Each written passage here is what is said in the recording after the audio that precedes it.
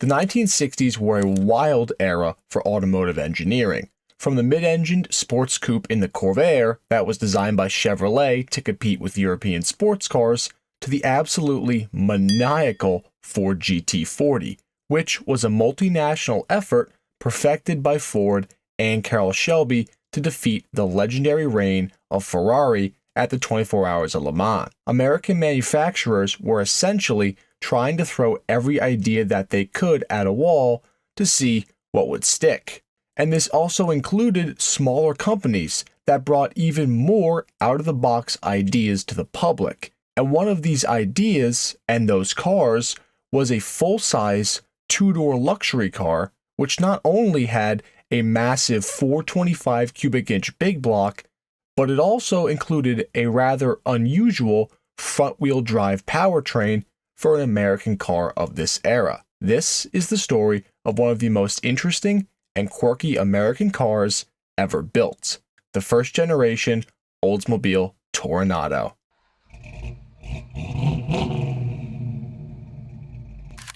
The Toronado began life as a simple painting created by Oldsmobile stylist David North in around 1962. His design was never meant to be created, destined only for the wall on his office.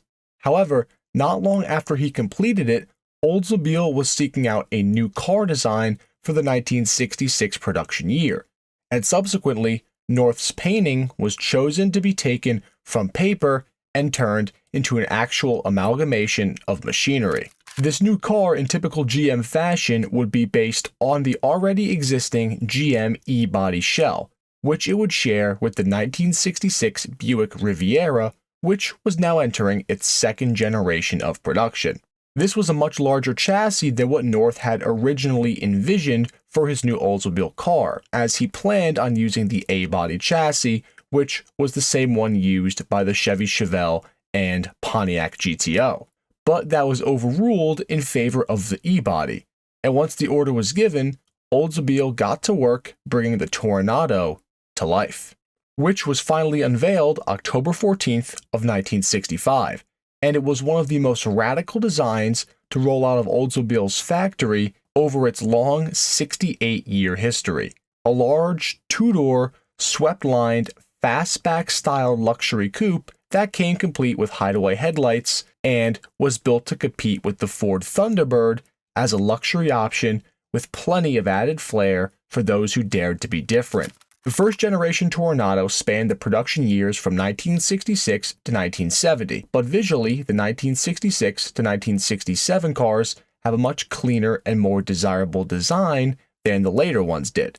The grille design for 66 and 67 was set inside the fenders in almost a prong style to create a unique grille that would cap off the elongated front end of the Toronado. The car also featured a set of wide, almost Trans Am-esque taillights that spanned most of the rear of the car. Couple these bold styling choices at both ends of the car with the Tornado's extremely defined fender lines, and it was easy to see why the Toronado made such a big splash when it was released. These features were later changed in 1968 to a slightly more conventional set of styling, with the headlights being part of a hideaway system set inside the grille rather than being on top of it. A redesign of the quarter panels was also in this facelift as well that ended in 1970. And if you compare the 1966 to 1970 Tornados side by side, it's very easy to see why people liked the much more pure lines of the early cars more.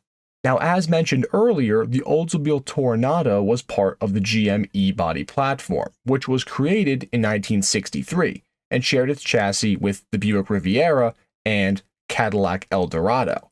However, Oldsmobile wanted their new Toronado to step away from their GM counterparts, and they had nearly a decade-old idea that they were ready to unleash to the public, and that was a front-wheel drive system. Now, a front-wheel drive powertrain is very common among imported cars and even lots of affordable American economy cars today. But back in the 1960s, this was totally not the norm. In fact, the last American automaker to use a front-wheel drive system in this application was Ford, all the way back in the 1930s. And to make things even more complicated, Oldsmobile's system was also initially planned for use in the smaller A-body line, but because of its untested and expensive nature, they chose to utilize this running gear in the new luxury platform that would become the Toronado, where there was more margin on the car. This drivetrain would be called the Unitized Power Package, or UPP for short. This design was to be packaged with a rocket V8 engine and transmission in the same engine bays as conventional rear-wheel drive cars of the era. This UPP system itself took 7 whole years to develop and was tested with over 1.5 million test miles that verified the strength and reliability before it was actually mass-produced. This gave Oldsmobile the perfect platform to use their signature rocket V8 in. Joined to this front-wheel drive system was a heavy-duty 3-speed hydromatic transmission, specifically designed for the Toronado, that was called the TH425 in its front-wheel drive form. This was the only transmission offered for the Toronado, as they did not feature a manual for the front-wheel drive system, but it had a fascinating design to get the power to the ground. The transmission torque converter was separate from the actual planetary gear set and transmission itself, and was instead driven through a chain drive that was on 2 sprockets that did not require any tensioners or pulleys. So essentially, a chain ran off the back of the motor, offset to the actual torque converter, and then the transmission was connected there. This design, known as Hyvo, was created by GM's signature transmission group at Hydromatic, as well as Borg Warner's chain division. The V8 sat up front and was mounted longitudinally like any other car of the time. But to make the front-wheel drive system work, if you look at the schematics, the differential is essentially next to the engine, and the transmission is mounted offset next to the engine as well, and the chain connects the transmission to the motor. Feeding this innovative front-wheel drive system was a rather conventional choice compared to the rest of the car, which was the Oldsmobile 425 Super Rocket V8. Rated at 385 horsepower and a whopping 475 foot-pounds of torque.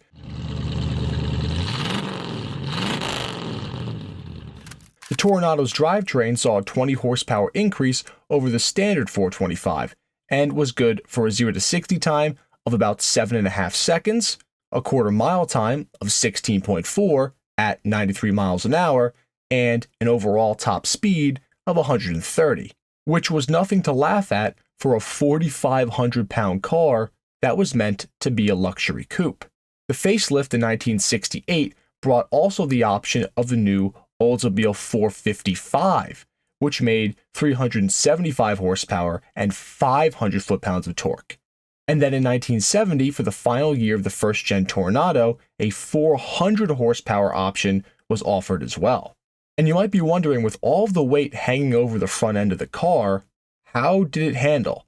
And, well, actually, testers found that the Toronado's handling was not very different from what other full-size cars did. And actually, in certain conditions, the Oldsmobile was actually more responsive. They even said that when pushed for more spirited driving, it showed the Toronado had superior handling characteristics. So that begs the question, how did this car handle like that? Well, because of the tight space from the drivetrain setup, Oldsmobile opted to use a subframe in the front that featured a torsion bar setup with double wishbones. This was the first passenger car that GM ever utilized a torsion bar front end on in the United States. It was also given strengthened A-arms to handle the added weight on the front end. Out back, the car used a slightly more traditional leaf spring suspension with 2 shocks mounted horizontally from each other to help reduce spring wrap under braking or load. The one downside to the early Toronado, though, was the braking system. When it was originally released in 1966, it featured a hydraulic-operated drum brake setup, and because of the 4,500-plus pound weight of the Toronado, the brake system itself could overheat within 2 to 3 hard stops, which considerably increased the braking distance for further stops. Now, they solved this by adding vented disc brake options for the front in '67. Granted, this was a luxury car, so no one really expected to push the Toronado to its limits in the turns. But with just 2 or 3 stops causing significant brake fade, there was obviously an issue there. Interestingly, because of the front-wheel drive system that the Toronado used, this removed the need for a transmission tunnel in the interior, which as a result had a totally flat floor to give added legroom for passengers and the ability to seat 6. The interior also featured very modern styling throughout, such as 2 bench seats with a strato option, with added armrests for the front seats as an option for the deluxe trim package, which created an even more premium feel over the already premium base model. They also gave drivers a luxury steering wheel with a double delta-shaped horn ring, which framed a unique slot machine-styled speedometer centered in a very nicely laid-out gauge cluster. And when the Toronado officially hit the market, it was seen as an innovative success. In its first year, Motor Trend named the car its 1966 Car of the Year, Car Life's Award for Engineering Excellence, and it was the second American car ever to be awarded recognition in Europe as the third-place winner for European Car of the Year in 1966. In its opening year, Oldsmobile was able to sell just under 41,000 Toronados. 1967, however, saw a drastic 50% dip in sales, partially due to Cadillac's new introduction of their front-wheel drive Eldorado. And then from 1968 to 1970, about 50,000 Toronados would be sold before its redesign would take place and bring out a radically different and much more boxy second generation of the front-wheel drive Olds. But once the Toronado lost its signature styling in the second generation and became, well, a really large rectangle, I think it lost that special something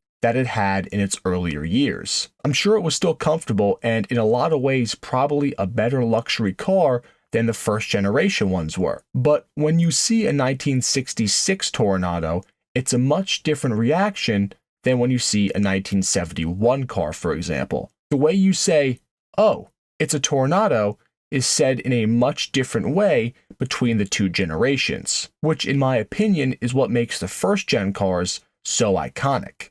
Thank you all for watching another episode of our Rare Cars documentary series. If you enjoyed this video, we would greatly appreciate it if you could drop a like and also share this video with other enthusiasts. Also, please make sure that you are subscribed to the Rare Cars YouTube channel and smash that notification bell for more documentary style videos just like this on the world's most interesting cars. Until next time, enthusiasts.